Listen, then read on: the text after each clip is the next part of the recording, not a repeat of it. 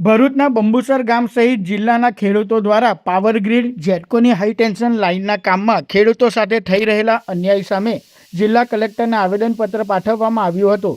ખેડૂતોએ રજૂઆતમાં જણાવ્યું હતું કે પાવર ગ્રીડ દ્વારા ખેતીની જમીનમાંથી હાઈ ટેન્શન લાઇન પસાર કરવામાં આવી રહી છે, પરંતુ આ પ્રક્રિયામાં કાયદાકીય જોગવાઈઓનું પાલન થતું નથી।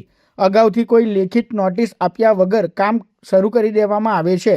ખેડૂતોએ વધુમાં જણાવ્યું કે કલેક્ટર કચેરીમાં દાખલ થતી અરજી ફરિયાદોની નકલ અસરગ્રસ્ત ખેડૂતોને આપવામાં આવતી નથી, જેના કારણે ખેડૂતો પોતાની યોગ્ય રજૂઆત કરી શકતા નથી।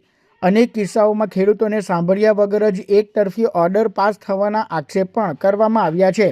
સાથે જ બંબુસર ગામના ખેડૂતોની કલેક્ટર કચેરીએ થયેલી સુનાવણીની નોટિસ પણ ખેડૂતોને આપવામાં આવતી નથી। ખેડૂતોએ જણાવ્યું હતું કે તેઓ વિકાસના વિરોધી નથી, પરંતુ વિકાસ સાથે ખેડૂતોના હકોનું રક્ષણ થાય, પારદર્શક પ્રક્રિયા અપનાવવામાં આવે અને યોગ્ય વળતર આપવામાં આવે તેવી માંગ કરવામાં આવી છે। ખેતીની જમીન ધરાવું છું 113 સર્વે નંબરથી, જ્યાં ગેટકો કંપનીની વીજ કંપનીની લાઈન પસાર થવાની છે સાયખાથી જનોર। એ લાઈનની અંદર કલેક્ટરનો હુકમ કરી અને ડાયરેક્ટ અમને હિયરિંગ કર્યા વગર, ખેડૂતોના પ્રશ્ન સાંભળ્યા વગર અમને નોટિસો મોકલી દેવામાં આવી છે અને એકતરફી એ કરવામાં હુકમ કરી દેવામાં આવ્યો છે અને અમને સાંભળવાનો કે અમારા વિરોધનો મોકો દેવામાં આવ્યો નથી।